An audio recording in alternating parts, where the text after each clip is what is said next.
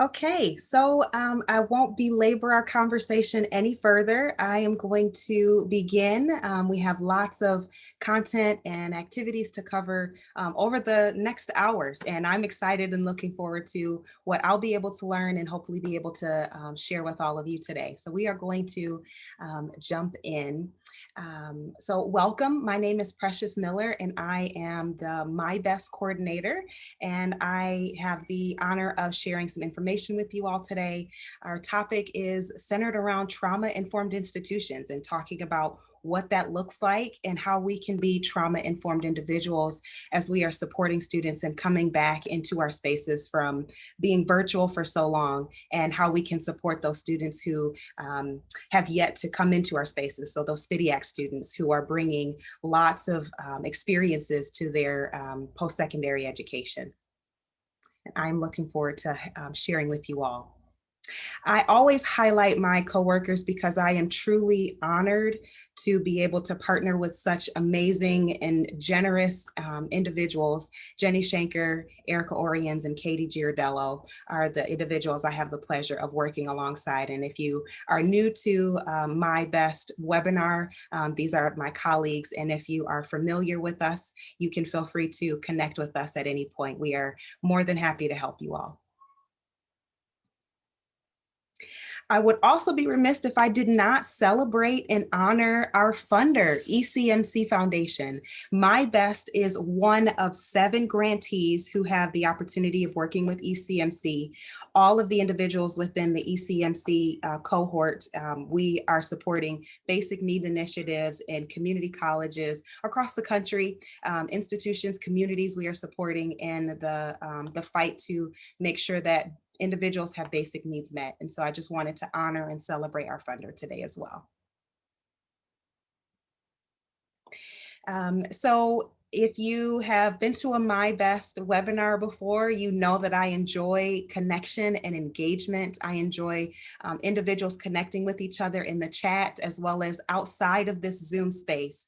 So if you wouldn't mind renaming yourself if you haven't done so already, to both reflect your name as well as the institution that you are representing today, that would be helpful for me, but also helpful for those who are learning alongside you today. Please feel free to utilize the chat for questions, sharing resources. I believe that we all have a wealth of knowledge, information, and experiences, and just aha moments that we might have collected over the year that you might want to share.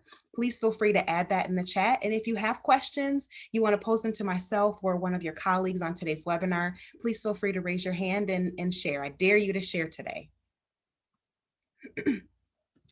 So our objectives, I like to begin each webinar with them so that we are all on the same page about what I am hoping everyone will take away from our conversation. And that is to be able to discuss the institutional benefits of being trauma informed, because I believe that if we are supporting the mental, emotional, the holistic needs of a student, our institutions are better because our students are better and our students are thriving. So we'll talk about that and unpack that together today. We're also going to work to understand how the predictive brain influences the work that we do. This was some information that I learned from Community Resilience Initiative.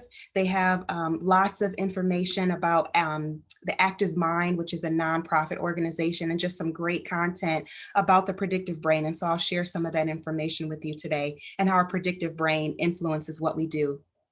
We'll also explore how the loss of love, trust, and safety can create defensive behaviors. And we'll also identify ways to create trauma supportive practices, both one-on-one when we're working with students, as well as an institution as a whole. What trauma-informed practices can we put in place?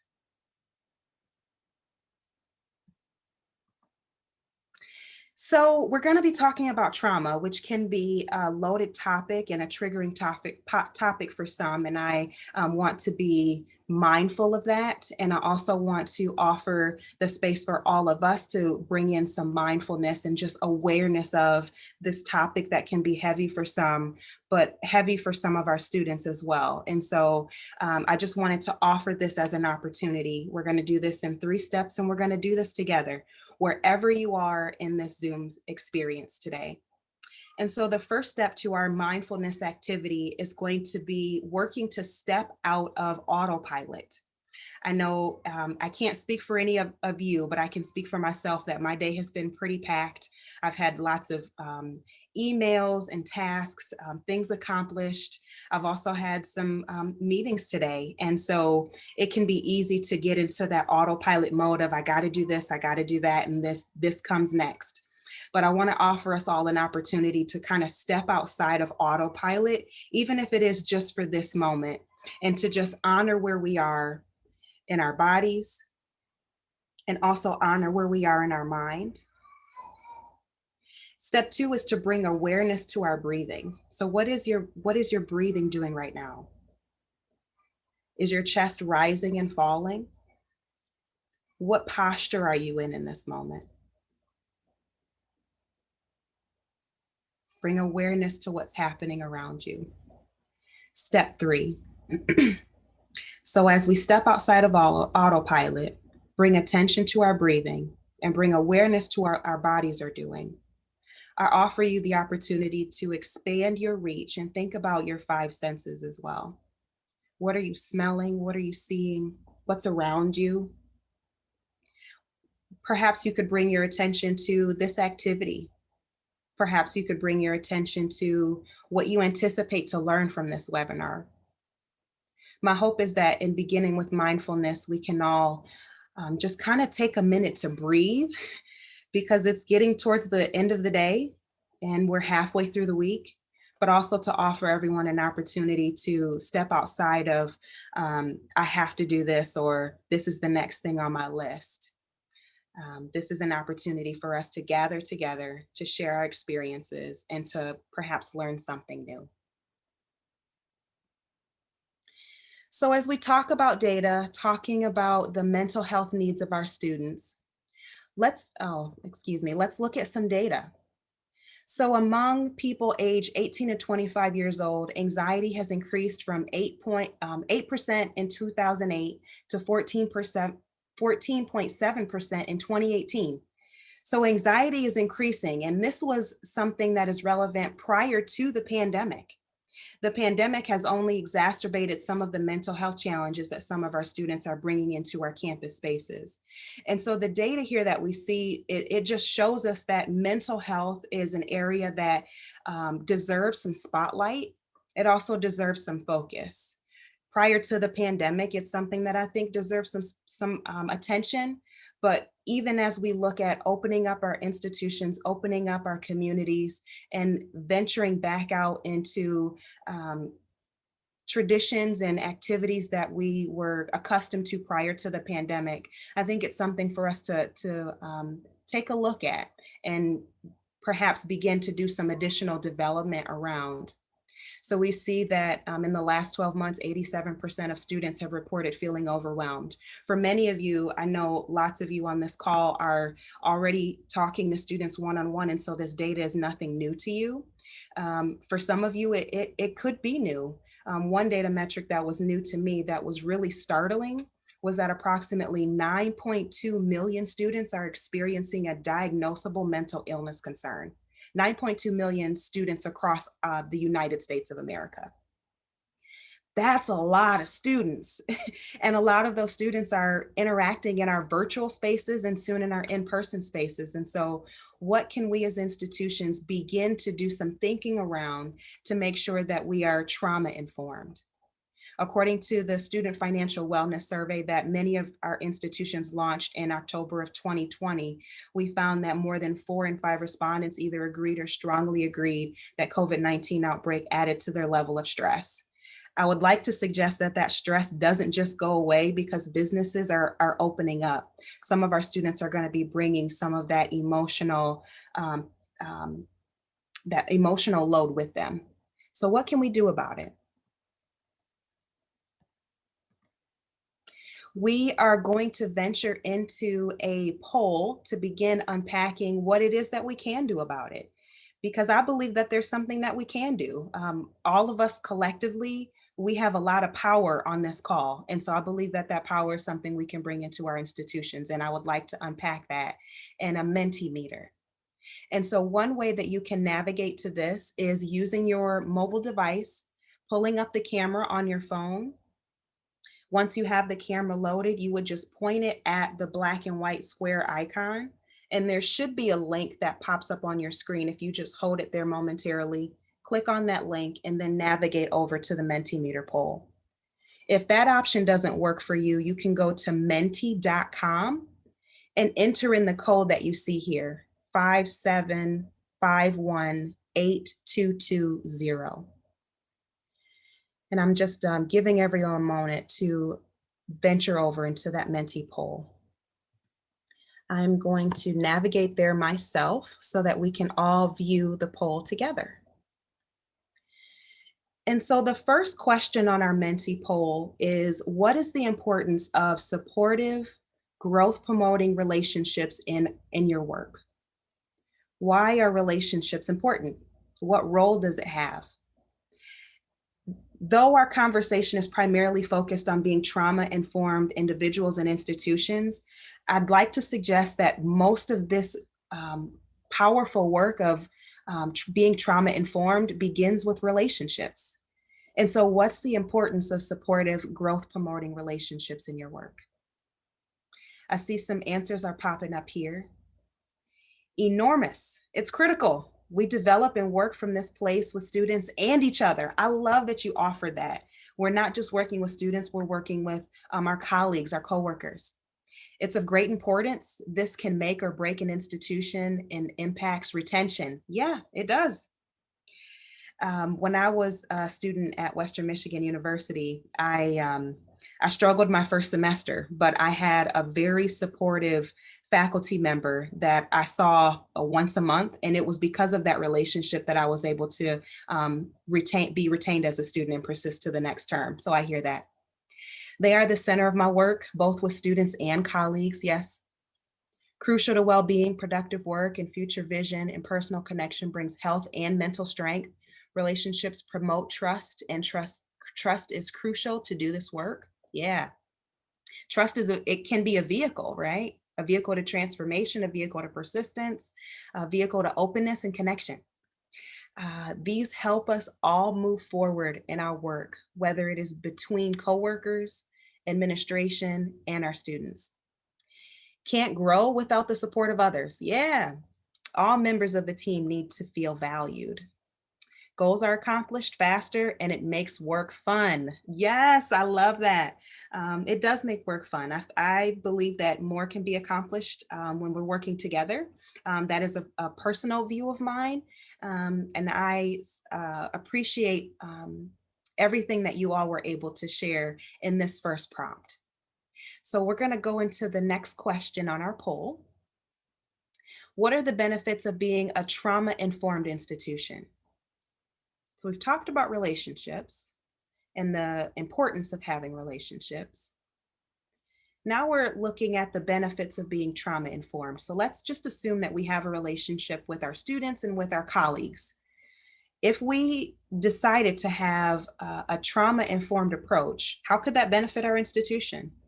If we understood that students are coming to us for an education, but they also are coming to us with an emotional load, a mental load, what benefit could that give to our institution? How could it help? Someone mentioned retention in the previous prompt. Students feel supported and trusted. Part of meeting our students where they're at. We can better understand students, their needs, and provide better services. Yeah. You're more likely to actually be meeting students where they are. I love that because you're not guessing. Supporting holistic student success, seeing the growth, education, and development of a whole complex person, fulfilling our promise of college goal completion. Okay, I really like that answer. There's a lot there. I'm also seeing that this answer perhaps could be highlighting the role that as an institution we have to fulfill our promise of students accomplishing their career and college goals. Education is difficult without addressing trauma. Yeah. Stronger partnerships, higher enrollment, retention, persistence, completion, support, support, support. We are all human. Yeah, Brene Brown says that no one is exempt from the human experience. That's what that comment reminds me of. We all approach students by presuming positive intent and have more compassion and be more flexible. Help students be successful, helping to turn people's pain into purpose. Wow, that was powerful. This allows us to be strategically positioned to help students not only academically, but supporting the whole student. Yeah. Because a whole student is enrolling, a whole student is signing up for a class, a whole student is going to tutoring. Assist students with barriers that could impede their academic success and retention and student success. Yeah, so many benefits to being trauma informed. So I'm going to ask a variation of the same question. What would a trauma informed campus look like? Maybe you could answer this question with looking at what office space you are or department you're working in. What would your department look like if it was trauma informed? What would financial aid look like if it was trauma informed? What would the clothing closet look like if it was trauma informed? What would a lecture hall, what would an assignment, what would a syllabus look like if it was trauma informed?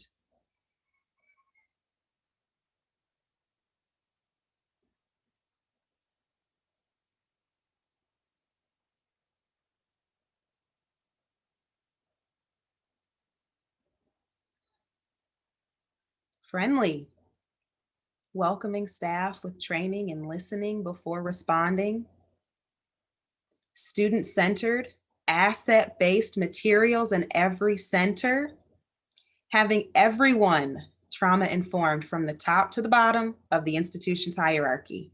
It sounds like some of you have done some thinking around this already. These are some really great comments. I love this. Safe, secure spaces that are sensitive to diverse student needs, because every student is going to have a need and that's going to look different. Spaces for reflection and dialogue that preserves privacy and respect. Clearly communicated spaces, contacts, info for non-academic services so that all staff and students know what's available and where to go. Empathy as a way of being. Empathy as a way of being. Proactively screens students for what they need and actively meets those needs. Clear signage seems like a small thing, but navigating campus can be trauma inducing. Yeah, I was actually in a meeting this morning. We were talking about the benefits or the importance of signage for our students who are returning to campus, our students who have yet to be on a campus, even though they've been enrolled for a year. Perhaps this is a great way to communicate with students if they're on campus, and making that signage clear. Most spaces designed with students' mental health needs in my mind. Safe nooks, smiles, kindness, and acceptance. I am so looking forward to seeing smiles without masks. It's something that I have truly missed during the pandemic. And then we also have two more responses: support services available and students aware of services. Yeah. And then zero assumptions inform every conversation. Powerful. I don't mean to toot your guys' horn, but I think there is some serious power in this Zoom space today. And I am just, for one, very honored to be amongst such amazing colleagues. So thank you all for participating. Okay, I'm going to navigate back to the PowerPoint slide. The slides will be available in the event that you would like to use some of these prompts in future trainings that you have or faculty development days. The questions will be listed in the PowerPoint slides as well.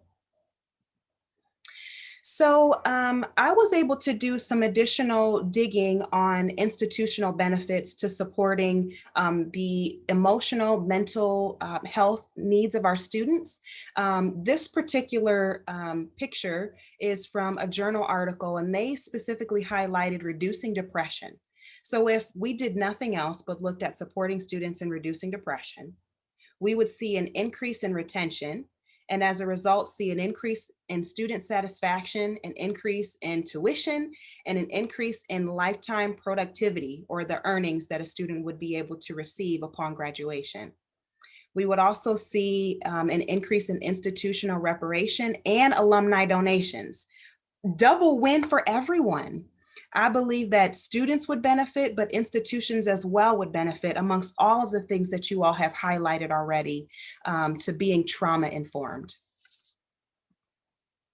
So if we were to look at the My Best project, My Best has an assessment. It's the Financial Stability Scale of Adoption Assessment. And in that assessment, we have four main areas or four buckets that we are focusing on over the course of the project. If we were to look at those four pillars of the Financial Stability Scale of Adoption Assessment through the lens of being trauma informed, these are some things that we perhaps would be able to see. So area one of the Scale of Adoption Assessment is understanding student needs. If we were to look at student needs through a trauma lens, we would be able to anticipate the needs of our students and then be able to support those needs. And if those needs are supported, we could support the student in being retained to the institution, because it's less likely that there would be a barrier for that student because their needs had been met, because we had been able to anticipate those needs. Area two of the Scale of Adoption Assessment is about organizing and connecting supports. So within the institution, being able to connect and organize the supports and then connect students to the supports available within their institution. If we looked at that through a trauma lens, we would create a culture of normalcy around receiving services. And that reminds me of the comment from the poll about the signage. Or perhaps we could think about our website. In what ways are we normalizing receiving support? I don't know about you all, but I know that it was just this morning that I asked someone for help, because that is something that I need. I need to ask for help. I can't do it all alone. And so if we're creating a culture of normalcy, then asking for help could be normal, and then receiving that help could be normal as well. Area three of the Scale of Adoption Assessment is about connecting partner supports to students. So bringing the community closer to students and then connecting students to what's available in the community. If we took that approach and looked at that through a trauma lens, we would be able to move away from bias and move towards connection. So connecting students to the community would be sitting across from a student and saying, I'm not sure of what your story is, or what it is that you're bringing in my office. And I don't need to know to be able to tell you what's available in the community. And then connecting them to what's available in the community. Strategy four is about ensuring student access to supports. So there was a comment on the poll about making sure that everyone in the institutional hierarchy is aware of supports and is able to connect students to supports. That's the grain, that's the bread and butter of strategy four.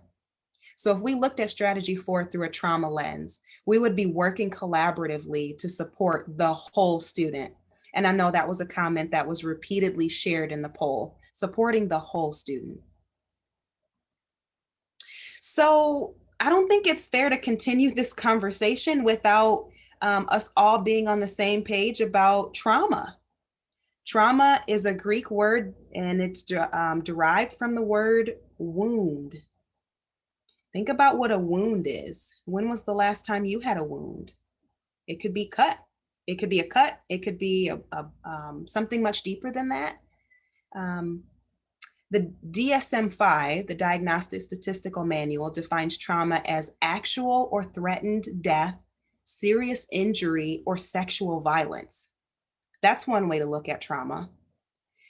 But there is some debate within the DSM world and mental health about whether or not this definition is valid, because it doesn't include other experiences that could feel as though it is life-threatening or serious, like divorce or job loss or a pandemic. Perhaps those things could also be considered traumatizing.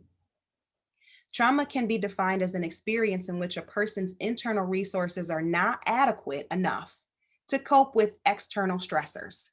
That's essentially what we're talking about here with trauma. It can be defined as an experience in which a person's internal resources are not adequate to cope with external stressors. And there are a lot of things that one can experience over the course of their lifetime that can be considered traumatic. And here's a list of them. Physical or sexual abuse, abandonment. What about poverty and chronically having chronic chaos in your environment? That could be a traumatic experience for someone.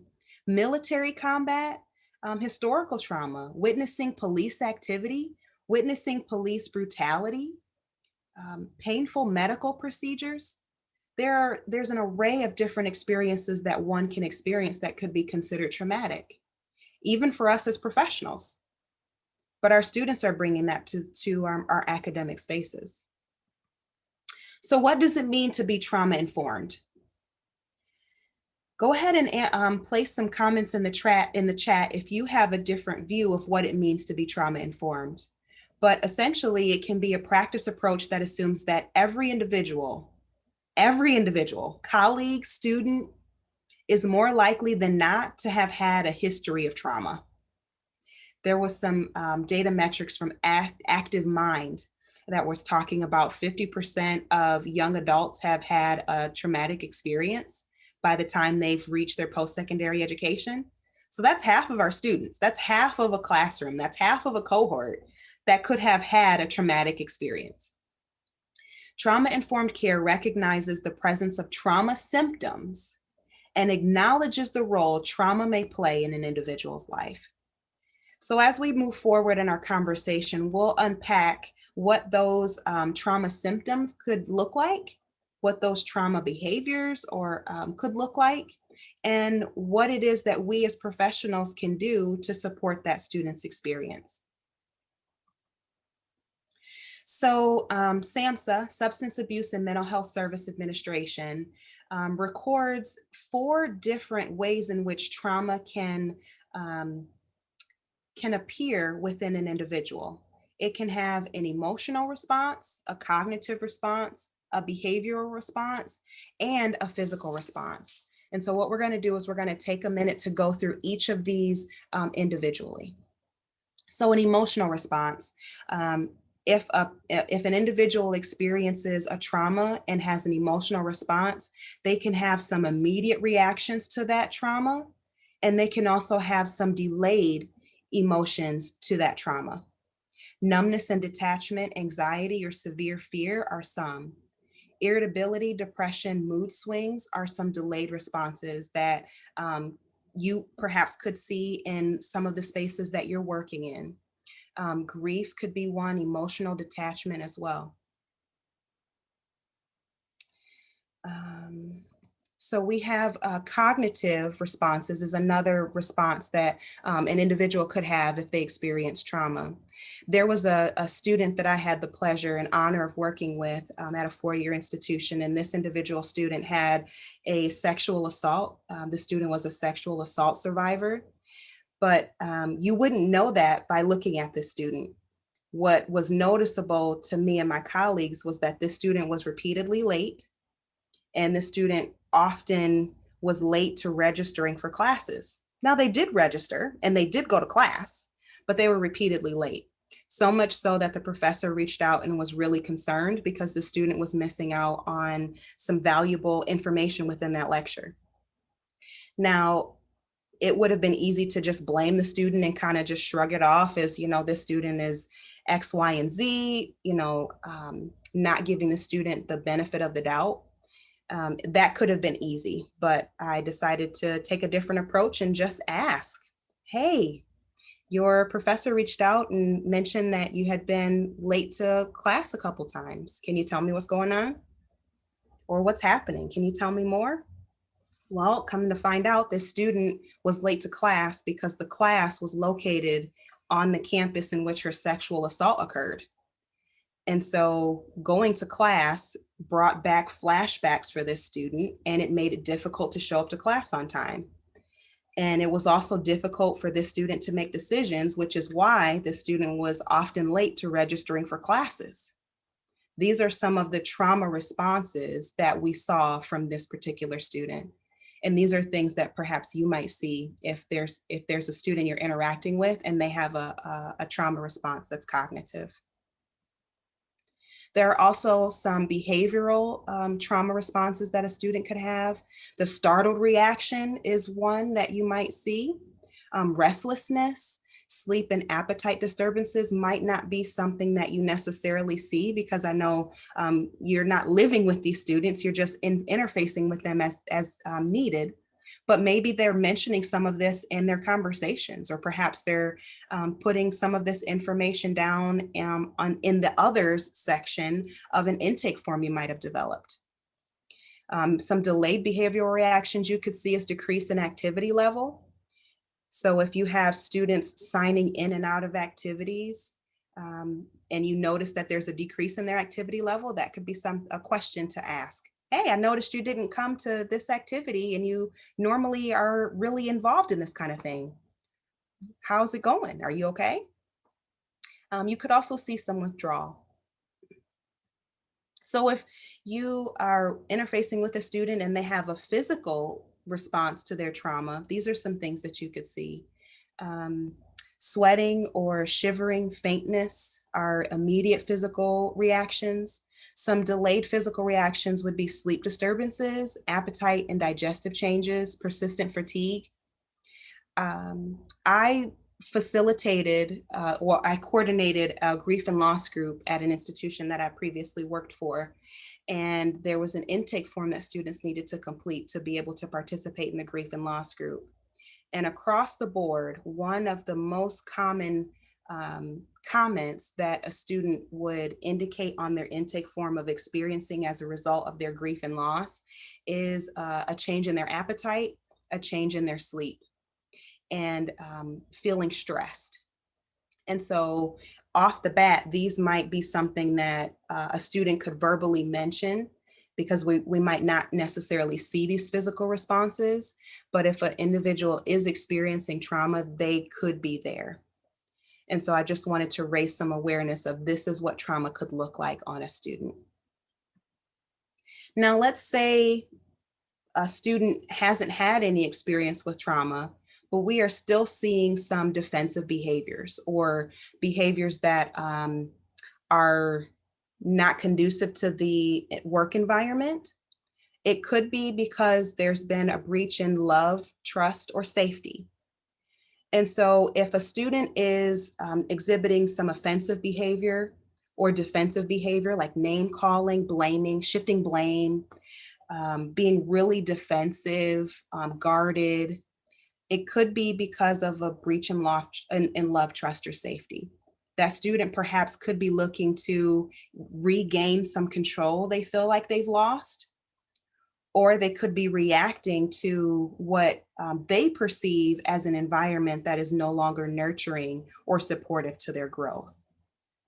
I thought it would be important to highlight that students are coming to us with an array of experiences, and some of that could be rooted in trauma, but some of that could also be rooted in a student feeling as though they no longer are being loved, they no longer have trust with an individual, or they no longer feel safe.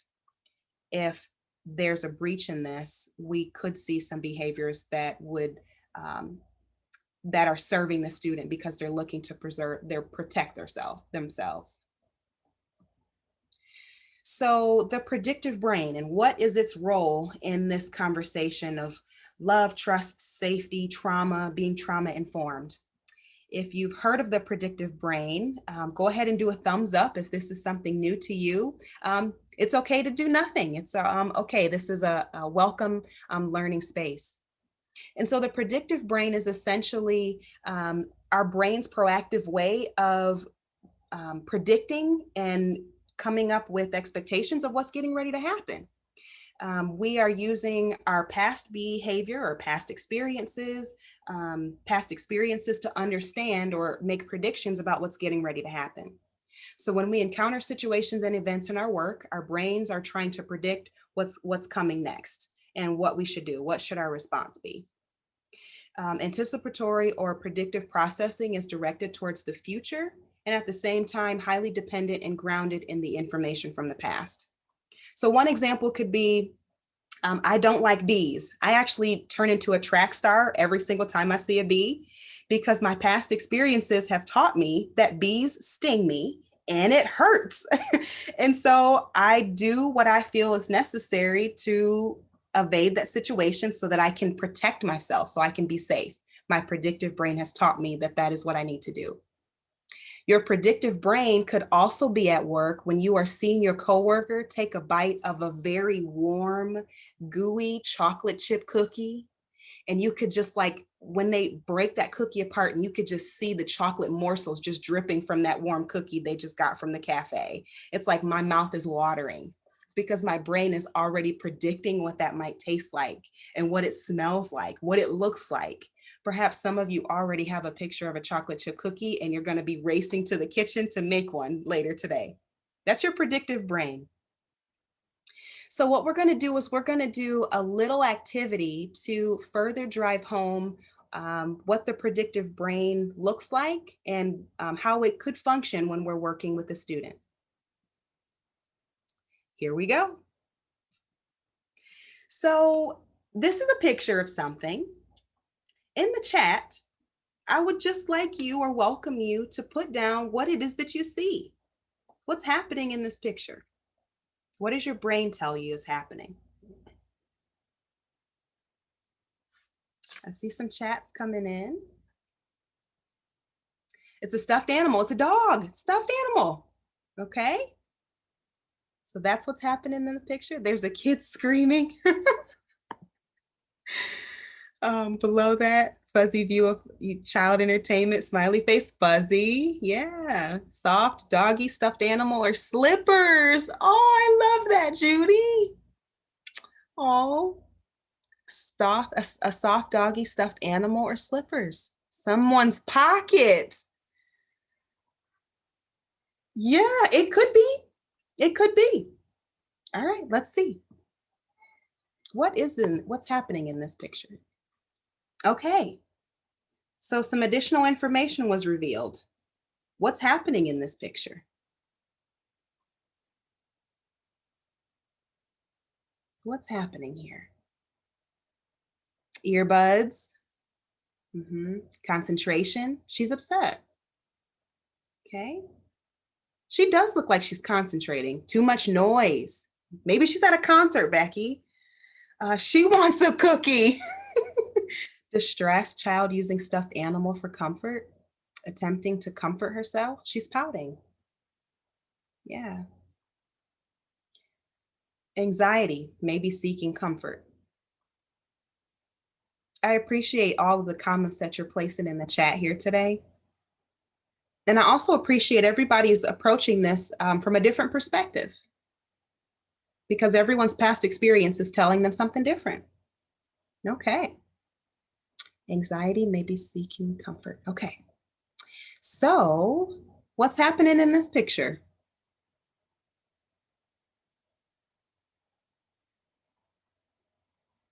What's happening here?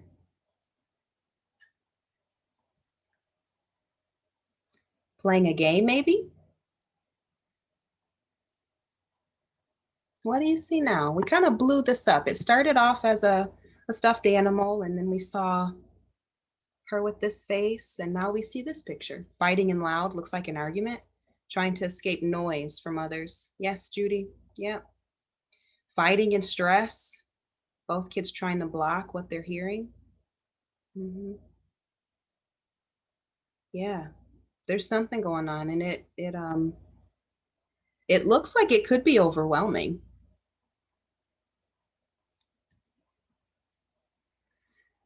So everyone drew on their past experience from those pictures, those series of pictures, to be able to make a prediction about what was or wasn't happening in each of those pictures.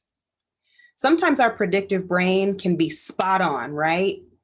I knew it that was happening with that student, or I knew it that was happening with my loved one. But sometimes our predictive brain could be incorrect.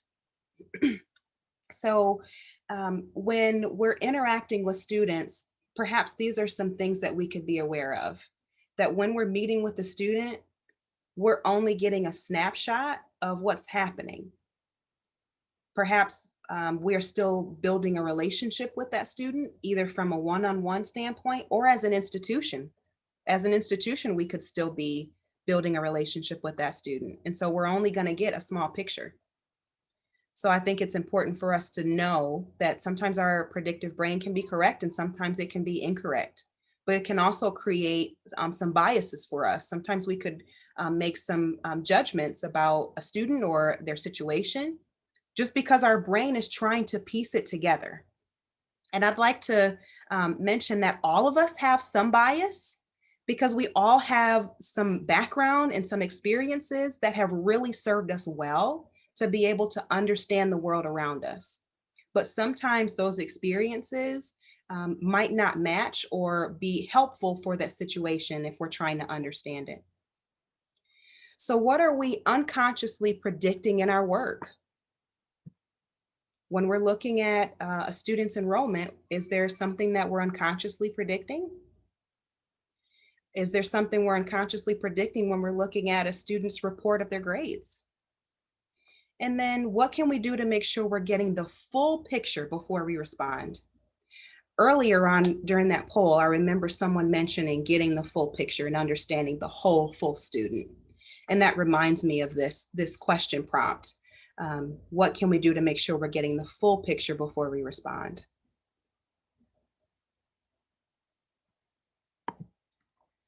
So let's venture over into talking about what it is that we can do to be trauma-informed professionals. The first thing that I think can go leaps and bounds further than any degree could ever take me as an individual is building a relationship with the person that I'm sitting across.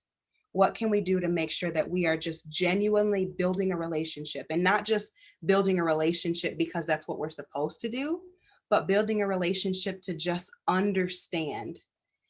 Understanding is sitting alongside or sitting next to the person that we're hearing, that we're listening to. So, what can we do to build a relationship? The second thing is to check your assumptions, check your bias, check what it is that you feel that you're perceiving, and then question it. If a student is coming into my office and I see X, Y, and Z, I'm going to check my mindset. Okay, Precious, this student came in and this is the situation. What bias am I having with this? What am I automatically assuming because I see this? And then check myself before I go into that meeting or that conversation. Another thing that you can do is label or name the actual behavior you're observing. So what this looks like is just saying, I had a student who they had assignments due, or an assignment had a due date, and let's say it was midnight. The student submitted that assignment 2 days early, and it was in the middle of the night. And so she came into my office, and I just kind of asked her about it. So and so, I noticed that you submitted your assignment early, and it was in the middle of the night. Can you tell me what's going on? Verbally describe what it is that you're seeing. Describe the facial expression. Maybe there's a disgruntled student. Hey, you came into my office today and I noticed a sad face. Can you tell me what's going on? Seek permission to ask hard, authentic questions. It's easy to ask those hard, authentic questions when a relationship has been built. And then when you do things like this, it makes the person feel seen and valued and not criticized. So let's look at some other things that we can do. We can move from agitated to calm. This was one point that is tricky for me to do sometimes. I remember working with a student I was working with the student and getting registered. And the student missed the registration date, and there was no way to get the student into this particular class. And so the student blamed me for not being able to get into this class. And my first reaction was to be agitated because the student's blame triggered something in me. And so that trigger in me could cause me to respond in a maladaptive way. So I can't speak for any of you, but I know sometimes my buttons get pushed. The best way that I could respond is to first notice that I'm agitated and then take some deep breaths to calm myself down so that I can respond in a helpful and supportive way. Other things that we can do is maintain high expectations. Students who have experience with trauma are still students and they still have academic and life goals that they want to accomplish. This webinar is not about minimizing their educational experiences, but empowering students to know and realize that they have the power to overcome and achieve their academic goals. So keep those expectations high. This assignment is due, and my expectation is that you're going to get 100% on the next exam. My expectation is that you're going to meet the deadline for this scholarship and allow for the student to rise to the occasion. Also know that we are relationship coaches. So some students with trauma experiences might not always know how to respond in an email, perhaps. Maybe they don't have any, they don't address you in an email. They just go into, hey, I need to be registered for my class. This is my student number. Get me in. Maybe the student just doesn't know how to craft an email. So that would be a great opportunity for us to just coach the student on, this is how you draft a professional email. And this is how I would like to be addressed in future communications. And then always assume positive intent. One thing I always ask myself is, what would the world look like if we always assumed the positive? What would it look like? And then how can we find win-win solutions when working with a student? But how could we also look for win-win solutions when we're working with colleagues to work collaboratively? Here are some things that we can do as institutions.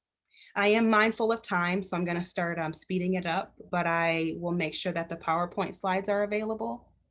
Some things we can do to be trauma-informed institutions is to normalize mental health. I'd like to suggest that all of us have mental health, and we all have the opportunity to make sure that we are feeding our mental health, just like we can feed our physical health. And think about ways to promote campus mental health resources. Perhaps you could set deadlines for assignments at a time of day that supports sleep. So once I realized that a student was submitting assignments in the middle of the night, I had to change the date. Perhaps you could submit assignments by 5 p.m. at the end of the week instead of at midnight.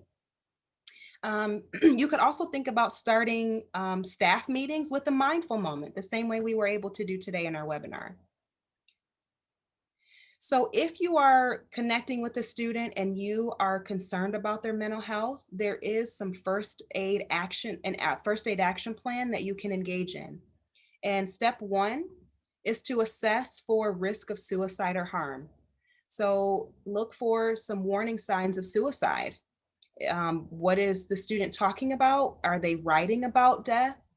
Are they communicating feeling hopeless? Step two is to listen non-judgmentally. So just listen to hear, listen to understand. Have an open body posture with comfortable eye contact. Step three is to give reassurance and information. So what resources can you share with the student? What does that warm handoff look like to that mental health professional on your campus? And then do your best to not place blame on the student for their symptoms. The student is just responding, perhaps because of a trauma experience. And then normalize their experience. Given everything you've said, I can hear your frustration. I can hear your anger. I can hear you're upset.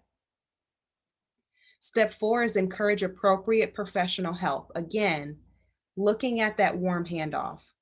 So-and-so, thank you for what you shared with me today. I can't imagine how challenging that could have been to share that information with me, but thank you for sharing it. I honor and hold space for that. This is my friend at mental health space at my institution. I would love for you to connect with this person. And then step 5, encourage self-help and other support strategies. Exercise, relaxation, and meditation. Perhaps there's a support group in your community that you know of that you can refer the student to. And maybe if the student is a reader and open to it and has the availability and the emotional and mental space for reading, you could share a self-help book to them. And all of the things that we're doing to be trauma-informed individuals, it is essentially to build a student's resilience. And so this is just a reminder of the 5 protective factors of a resilient person. A resilient person is resourceful, more likely to seek help, believes that they have what they need to be able to manage their feelings and cope with the situation, has a support system, and has the ability and capacity to connect with others. That's what we're supporting students in building. These are some additional ways that one could build their resilience. And maybe you could share these with a student. And then here is a list of our project activities for 2021. I want to draw your attention to Wednesday, July 14th from 8:30 to 11:30 a.m. That's our next My Best workshop. I will be sending out some additional information along with an agenda for this workshop, but you can go ahead and set aside the time for this workshop. This is for My Best participating colleges. So next steps would definitely include me sharing out the PowerPoint slide and today's recording so that you might feel empowered to share this with a colleague who might find it helpful in their work. We also have some MCSS mentors who are active and looking to connect with you.